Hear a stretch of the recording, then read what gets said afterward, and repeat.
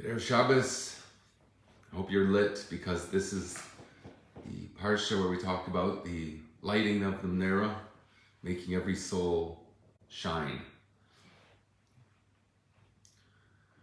It had to be made out of gold, the menorah. The candelabra in the Holy Temple had to be made of solid gold. It branched off into 7 because there's 7 types of Jewish souls.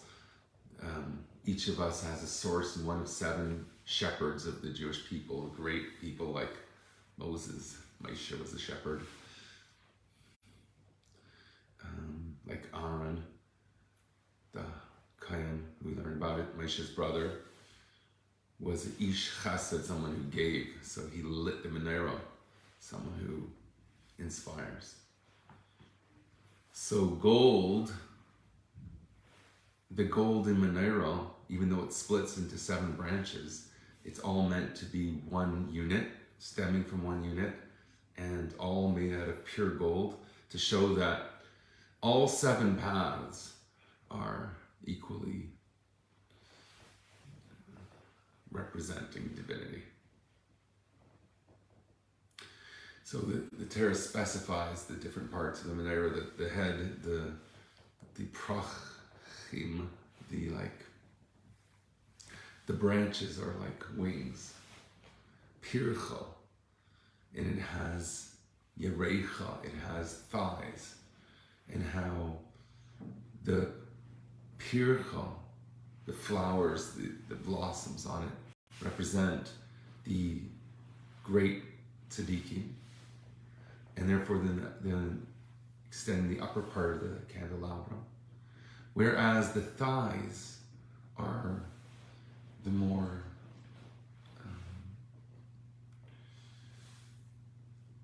less celestial, let's say. When we talk about pircha, the upper part is like wings, gadfim leparcha, wings to fly. So pircha means to fly, the upper part of the candelabra. And the blossoms are wings, which represent love and fear of God. You have 2 wings, you have 2 sides of approaching. Incidentally, the gold is the core of the Jew, is representing gold, which is fear and reverence, as opposed to silver, which represents love. Kesser is nichsefa, shekesef ledagak v'shersher, wanting to cleave to your source. Reverence is like not so much of a longing as love of God is a longing.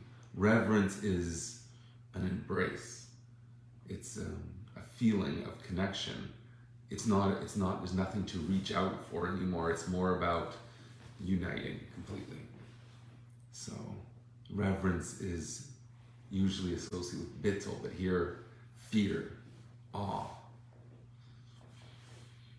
So you have 2 sides of this candelabra. You have both represented, even silver, which is the left side, is represented here in this solid gold candelabra. I'm just going to invite some of my homies to get some... People are a little surprised that I came on so early today. There. That will do. So the question is, when you look in the smelting pot, is there sigid, impurities that have to be burnt off, or is it already recognized as being pure gold of this fashioned candelabra with the 7 branches all attached to this one piece of solid gold with no psilas, with no waste?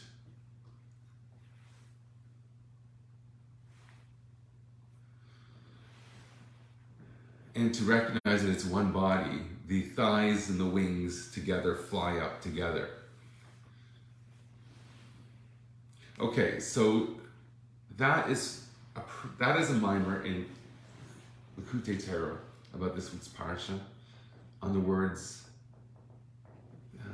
the way that you fashion this candelabra, beaten of gold from thigh to the ends of the candelabra. And that precedes the mimer I want to get to today, which speaks about, it continues on this topic actually, so I thought I'd just back up a bit and give that background.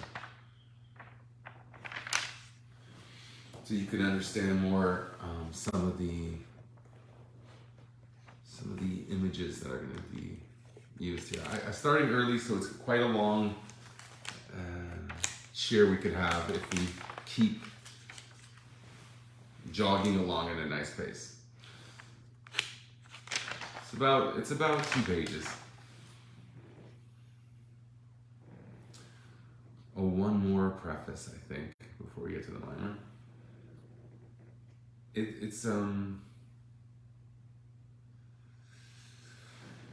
explaining how the candelabra is prayer. We said it's love and fear, which are what we express during prayer, tefillah. And without that, you wouldn't have the power to avert yourself from temptation. So prayer is the ability to summon the power to go on a straight path and have integrity and dedication to your own priorities. Nasa v'nishma, we said. We committed to something. Now do it. But it points out here in this mimer that in the times of the second Beis Hamikdash, they had to institute a designated liturgy.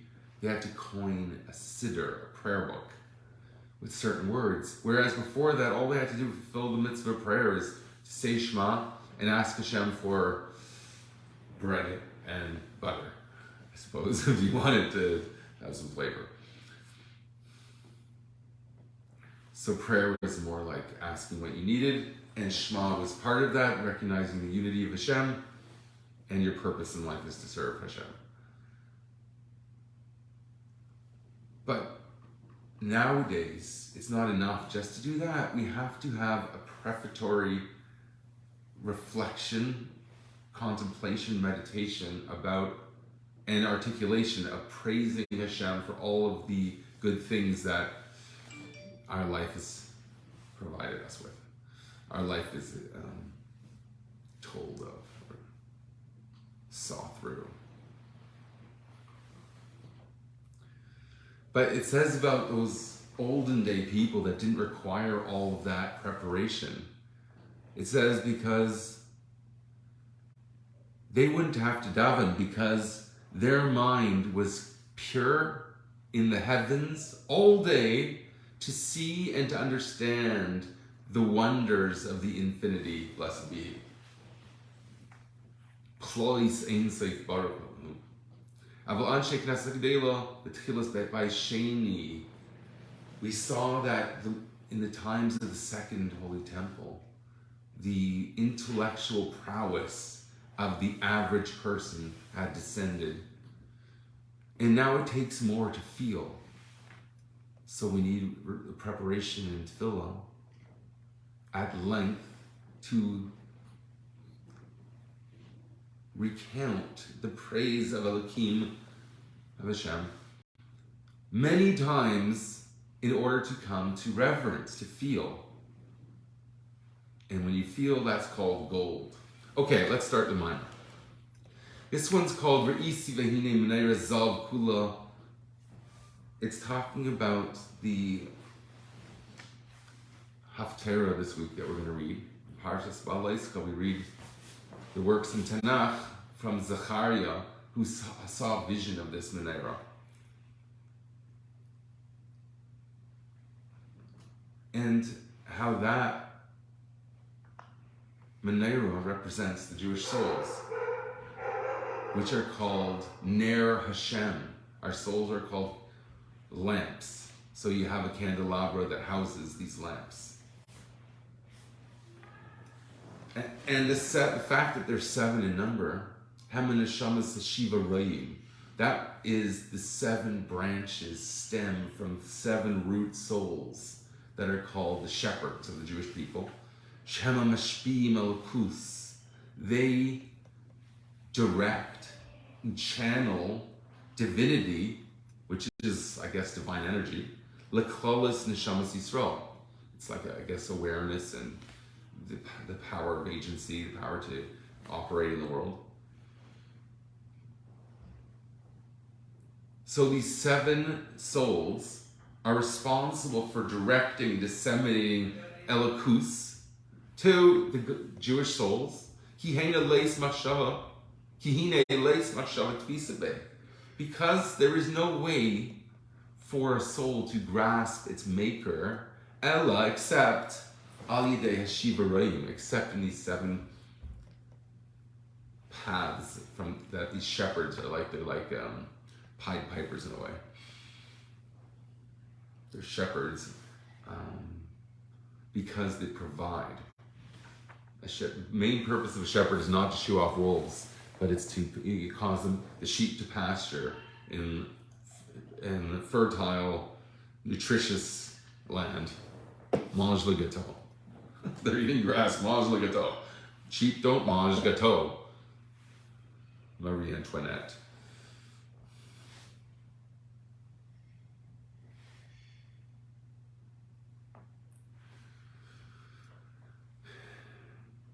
Now I want you to try to understand why there's this elitism. When we talk about this unity all the time, why is there seeming elitism that there's special souls?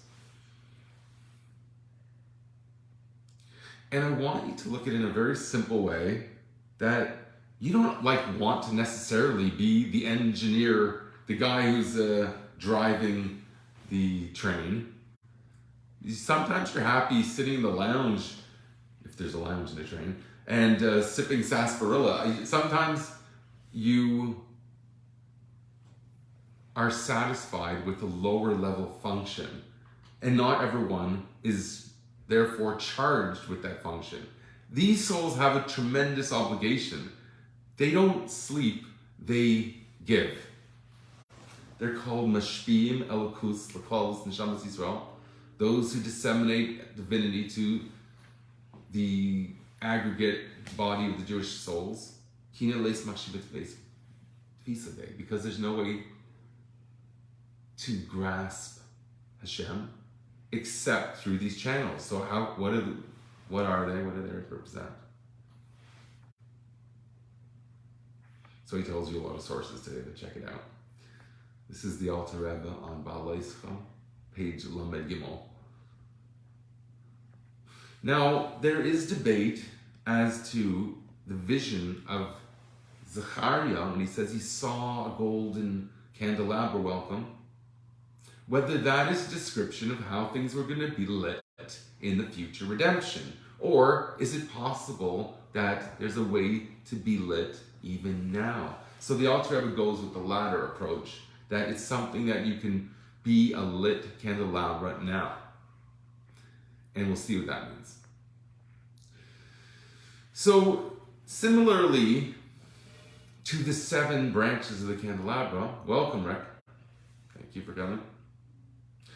We see that Mashiach is going to do something. The Torah describes what is, the promises of the destiny is, that he's going to lift up his hand with a stick and split the river into 7 streams, which is the Zayin Tachtenim Da'atik Yemim. It's the world of emotion, character, feeling, as opposed to mind, which is higher than that. So it's 7. We have the 7 midos, the 7 character traits represented on the candelabra. And Mashiach is going to take a river, which usually represents thought, and split it into 7. We've spoken about that before. Let's see where we're going to go with it here. Because when we're talking about this river splitting, it's a reference to the description in Genesis where it talks about a river coming out of Eden. The Garden of Eden had an Eden that preceded the garden. Okay? Welcome. the garden had to be watered, else it wouldn't grow. So there's something called Eden that gives the river, it's the source of this river. We'll see that it's usually associated with Chokhmah. Anyways, this river is split into 7 because the idea of a splitting is mentioned explicitly in the Torah when it says that the river that comes out of the garden splits. It happens to split into 4, but we're not discussing that now. By lifting up his hand, the function of Mashiach is to lift his hand over the river. That way, you're going to let the branches off, the splitting, after this river splits, to experience the source from whence it came. So therefore, below, after the split, after the fragmentation, after the illusion of separate identity, of distinction from Hashem, you're going to see how it's really all one big happy simcha. Welcome, Menachem. I said simcha, and look who's there. L'chaim to you. I am in the holy land of Canada and again, and I don't have a gas mask on, Baruch Hashem. Because it rained today, perhaps. Hashem gave us rain. Praise be. L'chaim to you. We're learning the Alter Rebbe about what he says about a menorah. Everyone is a golden menorah. Everyone's a candelabra lit. You could think that there is contaminants in the goldenness, thank you. But we're going to see Zechariah's prophecy, the prophecy we're going to learn in the Haftarah. It speaks about a vision that is descriptive now of the pure gold state of every single Jew. So the Alter Rebbe here fascinates over that there's prophets that disagree with this idea that he's this vision of pure gold. All the Jews stem from a solid gold center. Saying, what about the impurities in the smelting pot? Is that part of our identity? Yirmiyah says, Kesef nimas karu lehem, despised silver, they called them. V'Yechezkel kairei sam sigim, Yechezkel calls them the dregs, the waste in the impurities. Ben Adam hayu li beis Yisrael sig, a contaminant. Gold has its impurities that you try to separate out. So is every Jew part of the golden center of this candelabra? So Zechariah teaches us, Va'amar re'isi behena menera zav kulo. I saw that they were all one piece of gold. No, that they were all golden. Shel zahav hi kula l'kai mashka kolcha yafe reyasi. So, to describe in what sense we're saying that there's a solid gold candelabra that's all part of one unit is described in Shir Hashirim, the Song of Songs. The most beautiful words, every part of you is fair, my darling. Kul chayafa reyasi, my beloved, I'm going to translate. You are all together beautiful. Ein bach, mum ein bach, and you have no blemish in you. Now that's a positive, that's the good eye. Here the Teretz Mima, I'll just have it open on my iPad, comments that this refers to Yaakov. When you say you're all perfect, you're all together perfect, that's God telling Yaakov that his bed was wholesome, and therefore whole. All of his children had righteous intent. Zerampin and Arakampin, I see Rick's writing about. Yes. Yeah, when Zerampin is blasted with Arakampin, it's a big happy party where there's alignment, there's synchronicity, there's integrity, there is representation. So the core divinity is expressed in every facet as it's blasted into 600,000 facets of a diamond. Or here, a 7-branched candelabra. So, on the Teretz, just to continue with that for a second. Kol kulcha yofa reyasi. All of you is beautiful, my beloved. Rashbi teaches, Rav Shimon Bar Yochai, I'll just say it in English. At the time where the Jewish people stood at Mount Sinai and they said, all that you have spoken we will do and we will say, at that moment, in other words, they said, whatever you say Hashem will do. And then we'll learn about it and we'll understand it and know all of its details. But there's a commitment first to just do it. So it's just like a sort of a trust, an expression of trust. At that moment, there were no zavim, no one whose body was impure from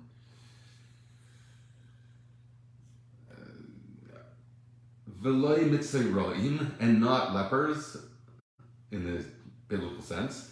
V'loi chagrim, there were no lame. V'loi sumim, and no blind. V'loi almin, and no mute. V'loi or deaf, no mute, and no fool, no demented person. V'loi shmamin, and not someone who was unaware. V'loi tipshin, and no fools. V'loi chaluk halev, and not those who have divided hearts. And that's when that moment is what King Solomon is describing here in Song of Songs when he says, every part of you is beautiful. Okay, that was nice. And back to our minor here.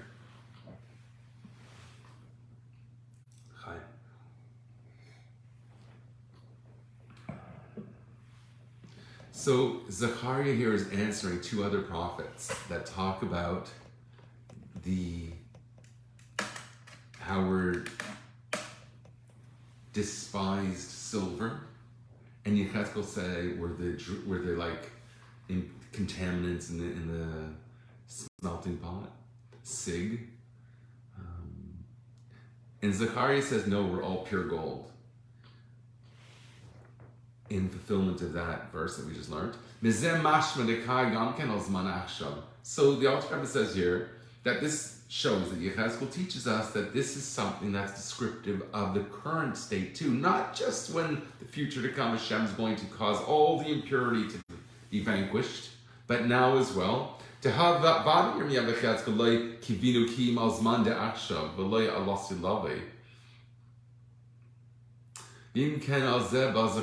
so certainly Yirmiyah and Yechezkel were saying that the sort of negative descriptions, we're not gold, we're despised silver, or we're sigim, we're the impurities in the gold.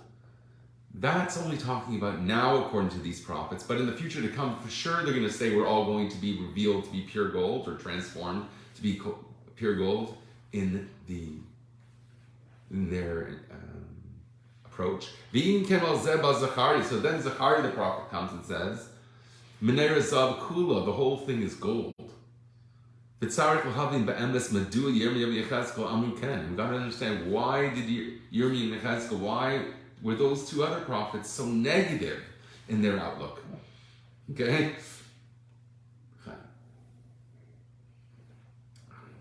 Sometimes the prophets of the day were very critical. Here, the vision of Zechariah is very positive. Is that just a promise of the future? Or is that the way it is now? What's our true identity? We've got to put our pronouns on our lapel.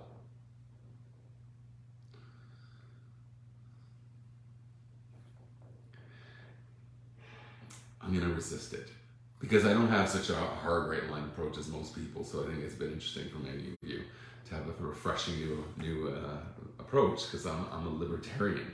I believe people should have the freedom to do what they want, and if there's a Sanhedrin, then you start sending the executioner, but until then, we have to unite humanity. So it's more of like a conversation. the very right-wing people, they can have their traditions, their traditional views, but not impose a particular brand of those views upon anyone else. So you have a problem in the right wing. The left wing has a problem because when you want to be too compassionate, you embrace people that could be harming other people. So if you accept a small minority, even though those people have to be respected and their dignity has to be preserved, of course, but to expose other people to that could be harmful. So you have to consider that perspective also. Ultimately, there has to be a conversation, and the Vikings and the beekeepers should be friends.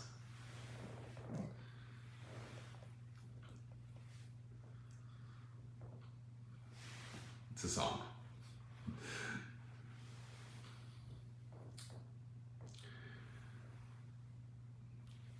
Hi.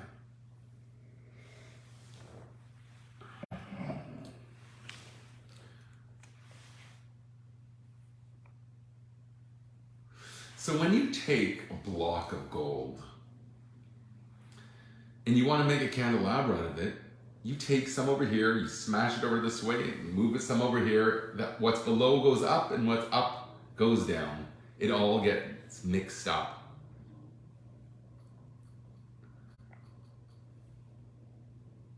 But it all comes from the same place, and it links back, I think we're going to say. Okay? When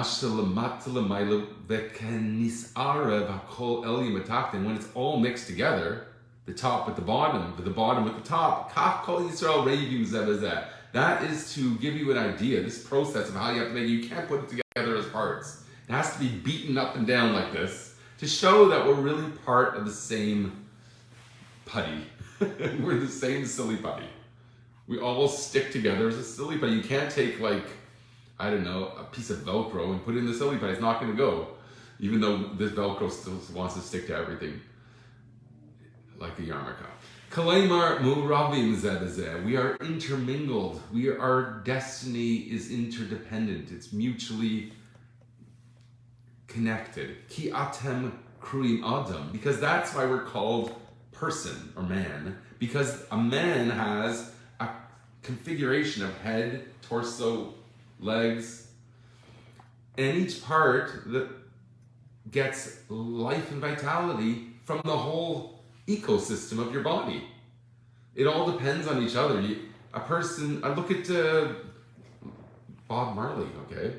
From his toe, just because he liked to play sports, he was competitive, he played sports, stubbed his toe, had some complications with it, which I couldn't understand, and that was it.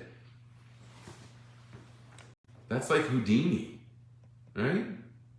The heck with Houdini. He's got a routine. He could flex his stomach muscle so good that you could bop him as hard as you want, and he's going to resist. And then somehow you got him when he wasn't looking. What's that all about? The point is that we're all connected, and every little thing matters. You can't say to Houdini, "There's an ice cream truck down the block," and then bop him in the stomach. That's not fair. We're all part of the same thing. If you're going to be part of the show, don't trick him out like that. We're all one thing. The it says, when the earth is my ottoman, my footrest, and the heavens are my throne. So that's why the verse says, from its thigh to its pircha, to its, I guess it's talking about the way the candelabra spreads out. Makshahi, it's all beaten from one block of gold, or it's actually described here as a sphere. Yerecha eluhem madregas hachtachtainis. The thighs of the candelabra, the stem,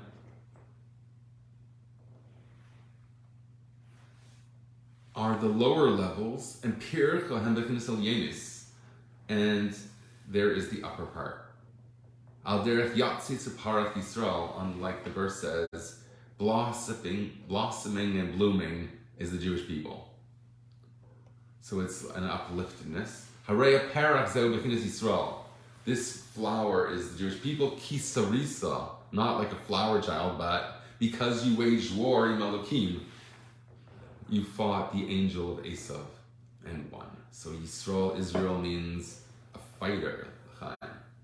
This all, by the way, sorry to mention so late, is all dedicated to Elias Neshama, Reb David ben Rafal.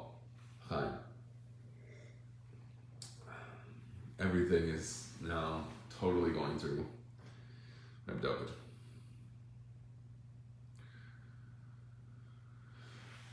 Whose shiva just ended a few days ago. My father-in-law. God bless his soul.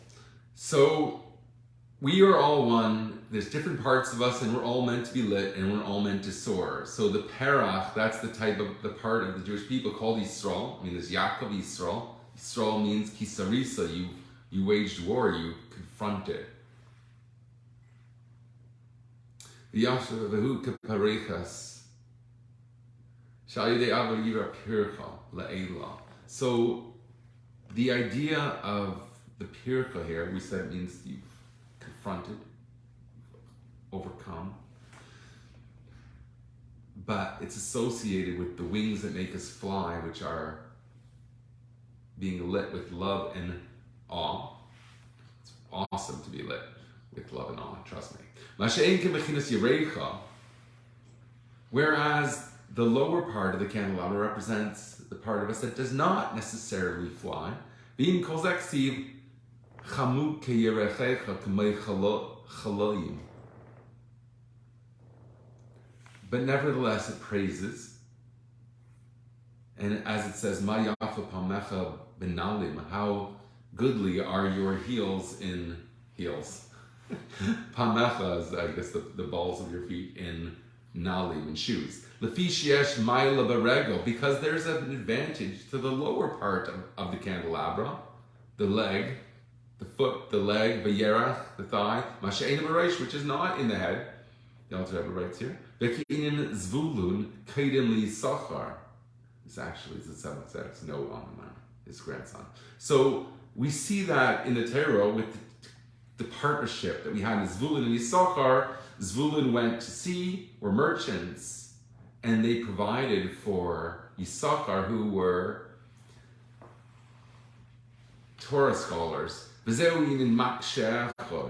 So all of us have this partnership, all of us have this integration, this mutual dependency to be one, recognize ourselves as one body, and how we are in fact all hewn from the same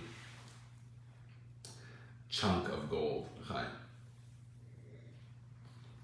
And all Jews from all, so these branches would go from the highest part to the lowest part of the branch, they all connect, showing how we all receive from the higher part these 7 shepherds, and everyone gets what they can handle from these spiritual fountains, these fountainheads. So the lamps sit at the top, but it's meant to show that it's all connected. Because not everyone can handle the same type of wattage. So everyone opens up to this at their own pace.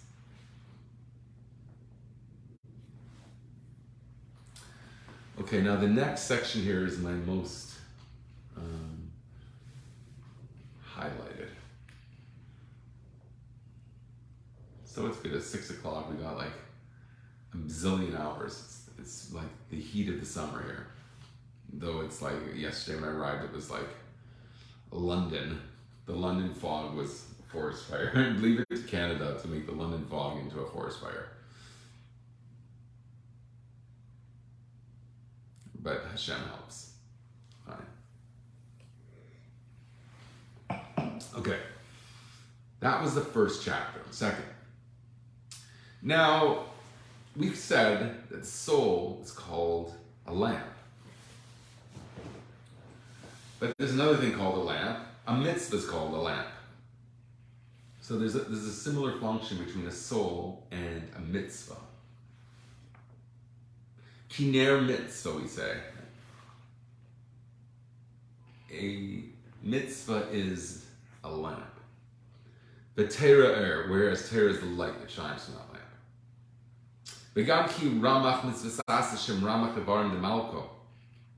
And also, the mitzvahs are in the number 248, which parallels the 248 limbs of the body. Sounds like a bit more than an octopus. Oct is 8. How do you say 248 in Latin or whatever it is? So Hashem the king has, well, it's Hashem, 248 limbs. Im train dreim. That together with 2 arms, I guess you count, limbs, you'd think not so much of like a spleen. You would think probably arms first, I would think. But here we don't even bother counting. That you have to add to get the 248, you need 2. It's really the wings, so they're extra. Not every angel has its wings unstrapped. Like Clark Kent doesn't walk around in his underwear all the time.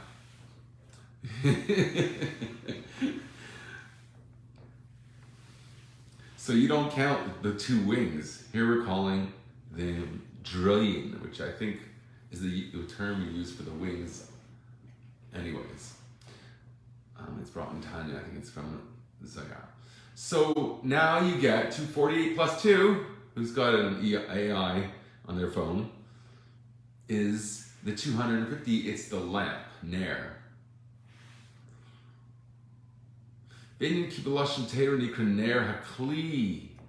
So we call a lamp, we don't call it light, we call it lamp, because a lamp is literally a vessel. Like imagine Oliver, please sir, can I have some more? You put things in this lamp. In fact, the lamp is not just the vessel, it's also the stuff you put inside it, we'll see.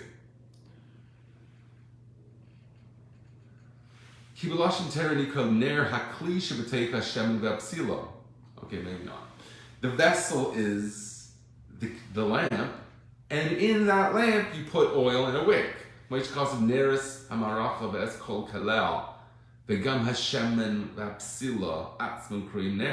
Okay, here we do say. The oil and the wick are also called a lamp. So it's all one big package. That you see when we say that you're supposed to flick away the dust, like dust it off every morning. That's talking about the, if there's any spilt oil and the wicks. I guess they're the dust version of the wicks, the ashes. So that's called when you sort of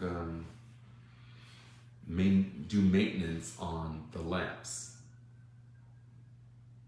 So that's part of the same thing. So the souls of the Jewish people are called this vessel of a lamp, which is a receptacle, to hold within it. So the souls are more identified with the lamp part of the lamp. And the oil and the psilo, the oil and the wick are the things you put in it. So to the souls are recipients to receive the mitzvahs, which are, okay, you see why now the word ner is written with regard to the lamp is describing the soul as well as the mitzvah. Because the word ner refers to both the kli, the soul, and what you put in it is the mitzvahs, the oil and the wick. Whereas Torah is light.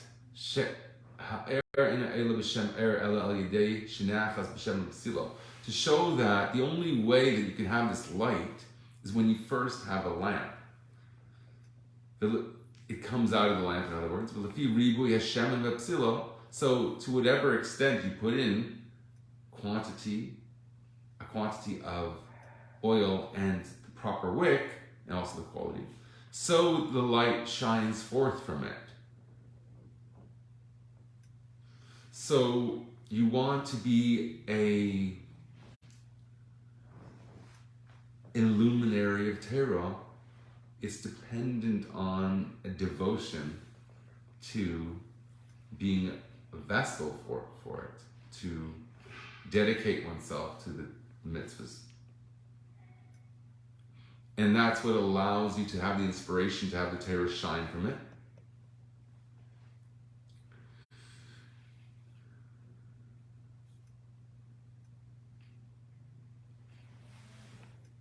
In that way, the light is a product of the oil and the wick. So too, Torah is an explanation and commentary, or just an explanation of the mitzvahs, like, for example, the mitzvahs of Shabbos, which we're facing right now. Welcome, Chaim. We're drinking Pilsner tonight. Send your royalties here, not to them. Kach teru perish ubir ha-mitzvahs. You have light from a lamp. You have mitzvahs that are explained by Torah. So the light, in other words, you have these commandments that don't make any sense to you, and the Torah illuminates. For example, the mitzvah of Shabbos, in the tractate Shabbos, and the mitzvah of Pesach, which is really a Paschal lamb, chops. Yeah, also. Yesh Mesachas Pesachim. So there's a Paschal lamb tractate. So to the entire Torah is a revealing of how to do. So just as it is in physically doing the mitzvahs, so it is in the spiritual equivalent, because the mitzvahs are God's will, blessed be He. And in these channels is an expression of what brings supernal pleasure. So that's a premise of our religion. The idea that you could somehow give pleasure, I mean, in many cases it says you can't affect Hashem in any way. Hashem doesn't invest himself in the world. He's completely removed and sanctified and independent of the world. But he sort of made a contract, as it were, with creation, that he agrees in advance that he'll get pleasure from the creation following certain mandates and protocols. And when you do that program, when you follow the program, that causes a reach nichayach l'Hashem, a pleasing fragrance to Hashem. Chaim.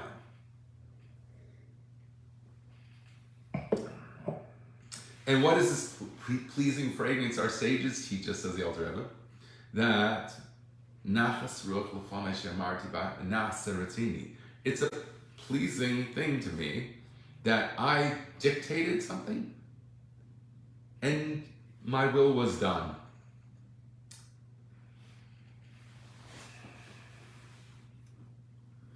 Remember, creation started with the idea, the decision, that I'm going to rule, Hashem says. He decided to rule. So if you're going to rule, you make the rules, right? You make the rules, you say, here's 613 ways that it's going to cause divine pleasure to be elicited in the universe. That is considered pleasing fragrance, and there's tons of consideration on what that means. The Alter Rebbe, in some pages around here, describe every single word of this in great detail. Here we're saying that the whole idea of compliance, why that is the source for eliciting divine pleasure,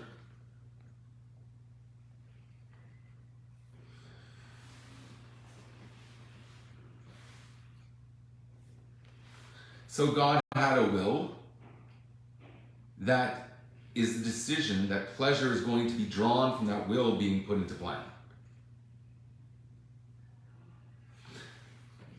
Lefi haratzin shebema she'adam reitzeh nimshach by hatainu. To whatever extent you want something, that becomes the object of your pleasure.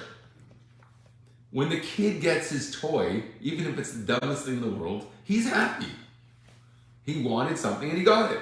His sort of like plan was put into play, and that is the basis of all motivation. Whereas the opposite is true also. Something that are unpleasant, you stay away from. That's called the opposite of pleasure. So it comes out that Ratzon has pleasure embedded within it, says the Alter Rebbe. Will has its own pleasure associated. When someone's running a marathon and they're chugging along, they feel good.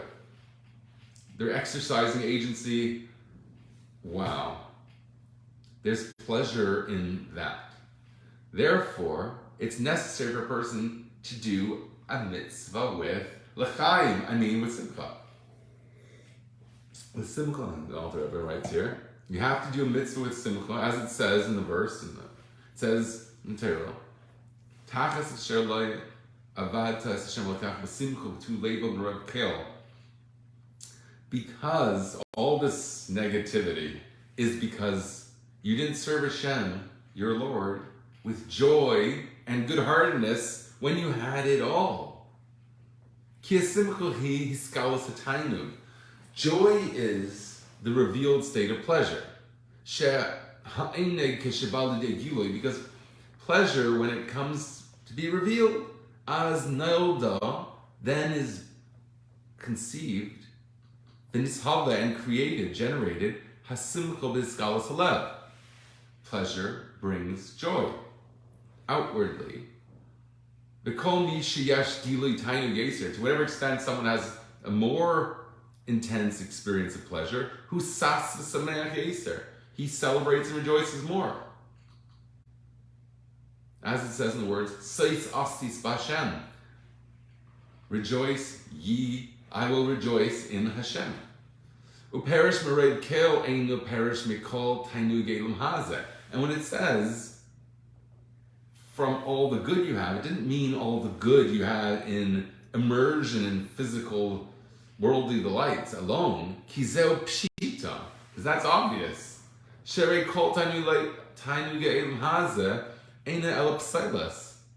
It's known by those who know things that all the pleasures of this world are just the most extremely exterior dimension. That's what's fell down from its glory in what's called, in Kabbalah, the shattering of the vessels. A very lofty thing, the crown, let's call it, fragmented and fell in conscious space from something that is attained spiritually to something that is trapped in the physical things. So souls have to come into physical bodies to interact with these physical things wherein lies the original sparks of holiness. This, I don't know what spark is. Asmatas Yahweh writes about sparks a lot, and I think that's cool because a spark actually does not mean something that shoots off. It's something that's connected. So the word spark it's more like they stay like a shooting star. More like a shooting star than just a spark that, like in a Canadian wildfire. Lo Aleinu. Chai.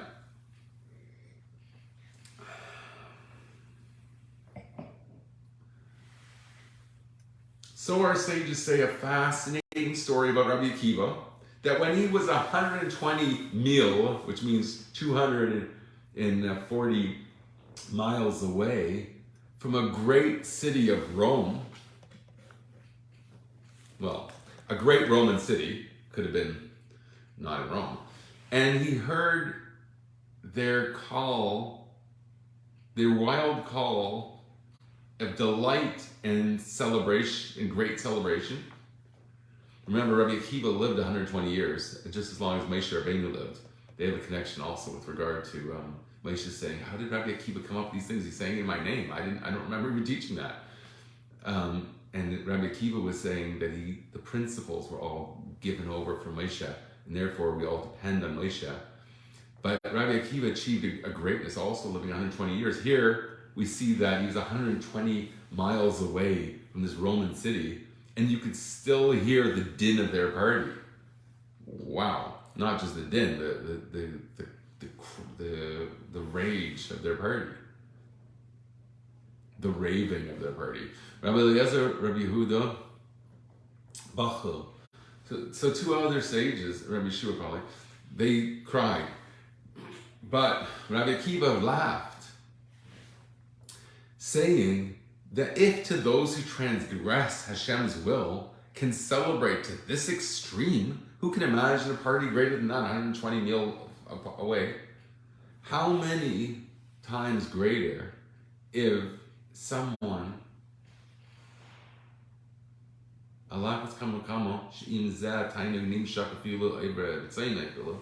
much more so someone who does not transgress Hashem's will experience a tremendous reward, let's say. So everything depends on a higher source. There's no blade of grass that doesn't have an angel hitting it and telling it to grow. And this is very interesting sort of like orientation with the way Kabbalah looks at pleasure at the different frequencies. So mazel is the source for physical developments, physical outcomes, like the grass growing, or anything else that materializes in this world depends on mazel. And mazel receives from 70 ministering angels. Mazel means to drip. So there's like this, I don't want to say Valhalla, of Sar ministering angels numbering 70 that sort of feed this descent of Shehem Mekablim Mishmarei Fanim Bechinas Shmarim V'Pselas, who receive from the Shmarei Fanim, like having every distraction coming through my phone. Someone teach me how to turn all that off.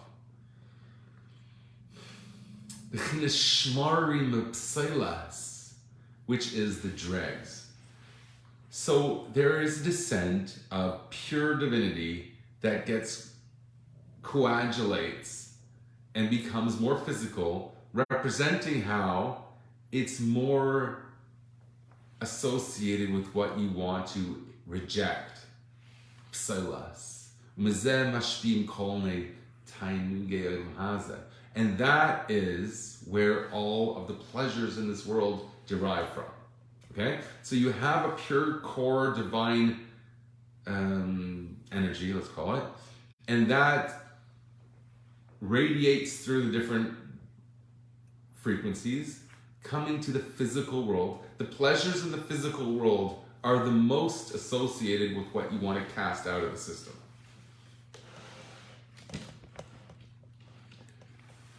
Angels are actually associated with the digestive system of spiritual worlds. So, because they provide this function of making things more, that allows things to siphon off the efficient high protein energy to the higher faculties and flush out the chaff. You can't compare the physical pleasures to the inner vitality that allows those things to come into existence. Shehu Ziva Shechina, which at its source is the radiance of the divine presence called Shechina. Hamiskala B'Gan Eden, which is revealed in the Garden of Eden, Shetzadikim Yeshu Nehenim Ziva Shechina, because the righteous sit and bask in the radiance of divine presence, the Shechina. Ad She'anu Mutav L'Daini V'Leisila Alma De'asi. To the point that the sages said when they're discussing the soul of Acher heretic genius soul, a Tana, who fried out completely and became a heretic. And they determined that it's better that he should suffer the tortures of the damned so long as the soul will eventually make it to the world to come, because it's that good. Because all the suffering in Gehinnom are worthwhile for the sake of receiving afterwards this supernal pleasure. Hanim Shach Maziv Shechina, which is drawn through this radiance of the Shechina. Therefore, our sages say,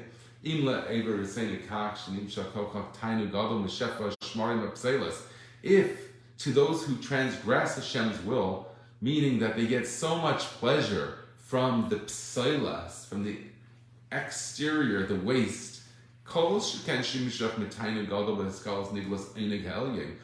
more so is their delight in the true pleasure of the supernal pleasure, Miziv Shechina, from the radiance of the Shechina, Lasid Lave, which is going to be available at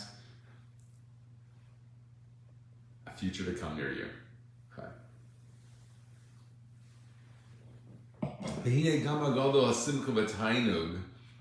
How great is the joy and the pleasure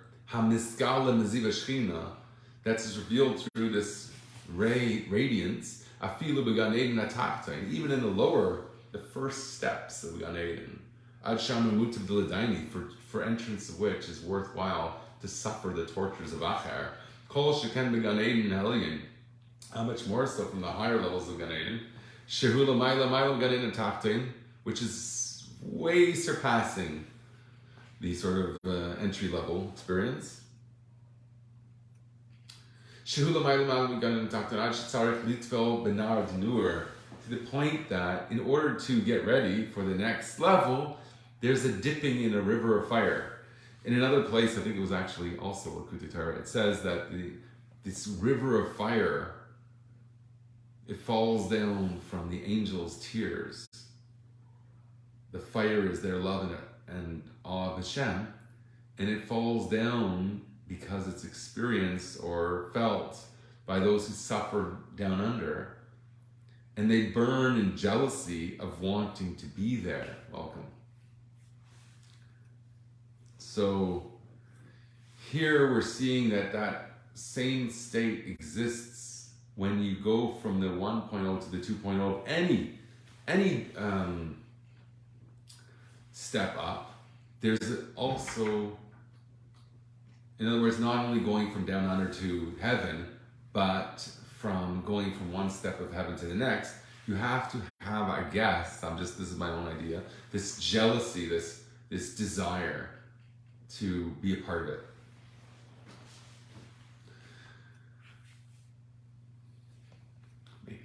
L'gan Eden Elyon v'yesh kama minei gan Eden madregas g'delas ad reim hamaylas.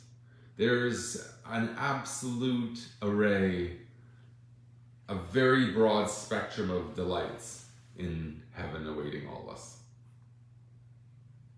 V'kulam yesh b'chinas nar dinur, and all of them have this river of fire that comes with it. Bein zel in the in-between stages, ad reim hamaylas, to the highest level. It always happens like that. That's why we say that the sages and their disciples have no rest, not in this world and not in the world to come. As it says, they will go from strength to strength in intensity of their experience. And that's why it says, and the holy every day praise you unwaveringly. When it says the holy, that's talking about the souls. The souls have endless ascent without boundary and no end. Delighting in one delight to one that's higher than it. Without any limit. Therefore, sages say, yet this is quantified interestingly. We say that there's no level, but yet we say they're divided into 310 worlds. Now, it's going to explain. As it says in Mishlei, in Proverbs, it says to bequeath to my beloved yesh. Something. So yesh here means 310. 310, we'll see how you get 310. And how the 310 is half of 620, which is the kesser, the crown, which is the 613 mitzvahs plus 7 rabbinical enactments. You get 620. So the Shai Elamis says kol tzadik b'tzadik. It sounds like there's 2 Shai Elamis. You count it twice, and you get 620. The 620 pillars of light comprise this crown. Crown number is will and pleasure. Because in order to receive this pleasure, which is infinite, there is no power in the soul to contain it. Shei bechinas nivra yesh ma'ayin, because the soul is a created being, which is something created out of nothing. So how could this something, this dependent existence, this creation of Hashem, experience something that's beyond it entirely? The Creator has nothing to do with the limitations of creation. So how does the creation experience that utter transcendence, that utter awareness of one of the core attributes, or perhaps the singular core description, is like an inner delight in self-awareness. That's one of the highest descriptions you could possibly say about Hashem. I think it's called Shashui HaMelech Ba'atzmusai, the delight of the king in his own existence. The reason why that's not exclusive, it's entirely inclusive, because when you consider the Creator, there is no creation at that point to speak of. There is only reality of Eino Ad Milvade. Fine. There's nothing else. It's and at that level, there's nothing to delight in except the own awareness of self, so to speak. But we do call Hashem Yesh HaAmiti, the true. Because in order to receive this pleasure that's infinite, the soul doesn't have the power to do that.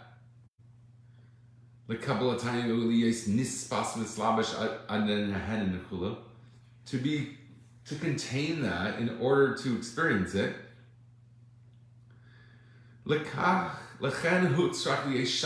Therefore you need 310 worlds. Because worlds means concealment. You can only see a world. The world has things in it. And therefore there's the illusion of difference. So a world means an acknowledgement of difference. It's a concealment of the truth, of the unity of existence. So Hashem gives as a gift these interfaces to experience infinity. 310 different ways to experience infinity.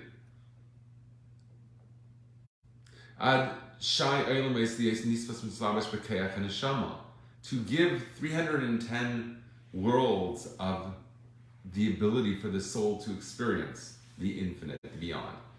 Now it explains how you get to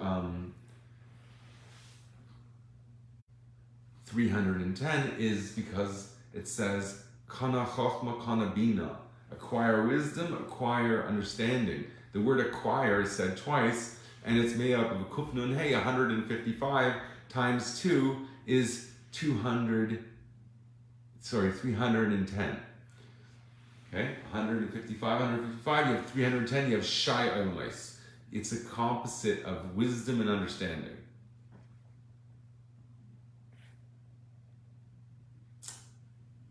that wisdom and understanding are the place that derives these worlds. So the worlds are interfaced, are experienced through the guise of wisdom and understanding. Hashem uses wisdom and understanding in a way to communicate infinite pleasure to the soul, in a way that can be grasped within the context of the world that tzaddik said. Shem l'mayla b'kinas elam haz asher sher matchil b'kinas amides shvashis machased. That these are beyond the world. It says that these two things kadma la'elam. Teira kadma la'elam. Alpaim shana. 2,000 years. Why it says alpaim? Alaf chochma alaf chabina. Alpaim 2,000 is an allusion to the word alafcha is from to teach, teaching wisdom, teaching understanding. That's the 2,000 years that Torah preceded the world, showing that Torah, Chochmah and Bina, God's mind, so to speak, is higher than the world. And it comes from, the world comes from Chesed, the first of the spheres, of the Midas. The world was built on kindness. So it's a kindness to share this illusion of a world. The Olam, the world, Chesed Yibane, was built with this kindness of trying to share or to give.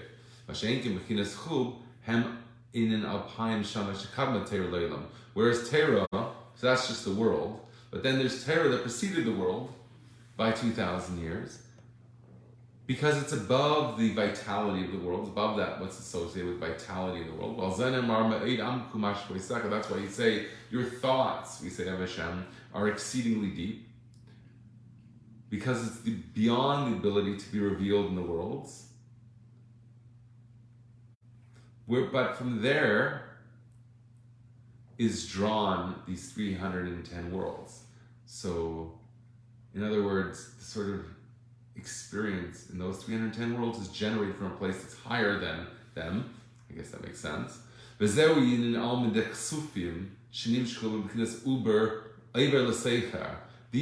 the worlds of delight that draw from Ksufim Lashon Kesef. Ksufim, which means to yearn. Benix v'gam kal sanafshi, the pining of the soul. So that is sort of the fabric of the world is made out of that. It's intended to bring that out. That is sort of like the currency to express the giver of these worlds, is the yearning to connect to that. And that is transcending the worlds by sort of connecting with the author of the whole experience. That's called Chochmah and Bina, which preceded the world. So the world is for us to experience a narrative. So we could have the embodiment of things that beyond the world come in to be expressed through physical things. But the trick is in knowing that it all derives from something that's much beyond that actual narrative. That's what you're connecting with.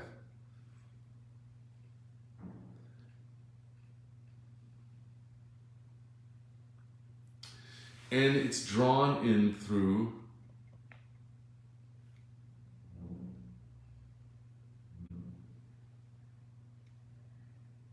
the yearning of the soul to experience that. That's what I'm reading it. So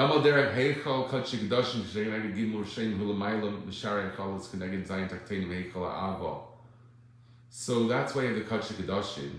The menorah sits in that Kodesh, in the sanctuary state outside the Holy of Holies, which contains the Aron, which has the Torah in it, which is a reference here to the Chochmah and Bina. So the 310 worlds are created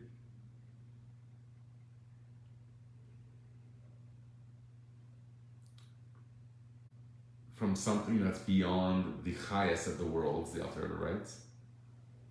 Okay, we're learning together, okay.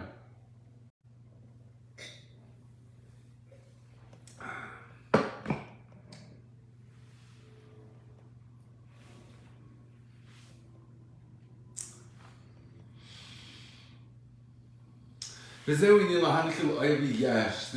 to bequeath my beloved this yesh.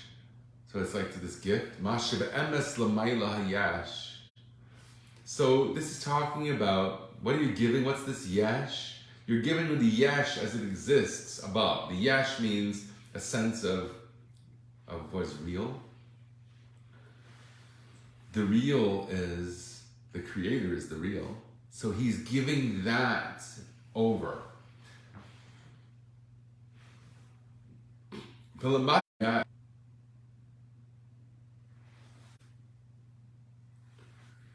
The less real it actually is. It's more dependent on its existence for so much foundation before it.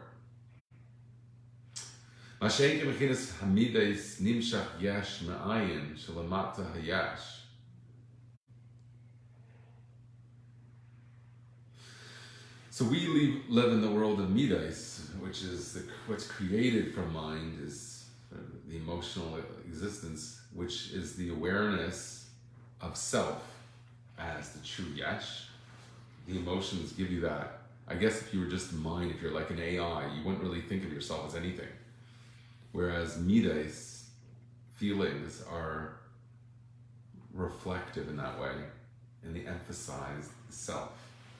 Like a scholar, it's easy for them to be what's it called? Stoic. Don't tell a wild barbarian to be stoic. It's not going to work. The Tasmanian devil is not going to be like sit in class, like Leave It to Beaver, like Beaver Cleaver. So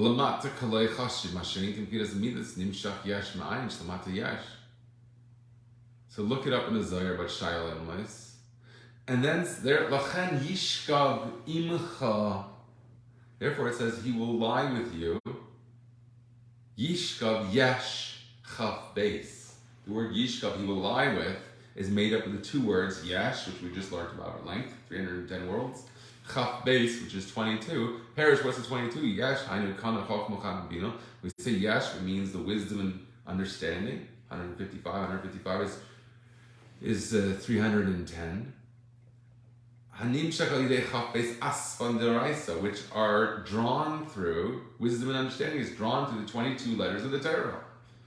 So Yishkav, he will lie with you, means he will communicate to you wisdom and understanding through 22 letters.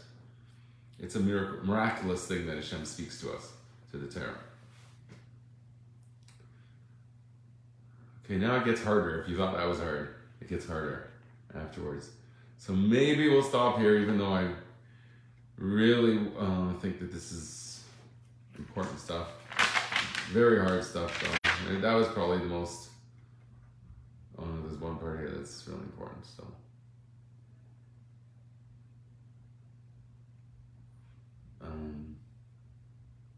It just emphasizes how this is brought about through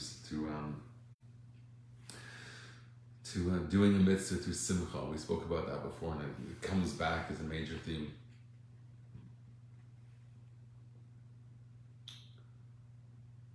Okay, so thanks for tuning in. Have a good Shabbos.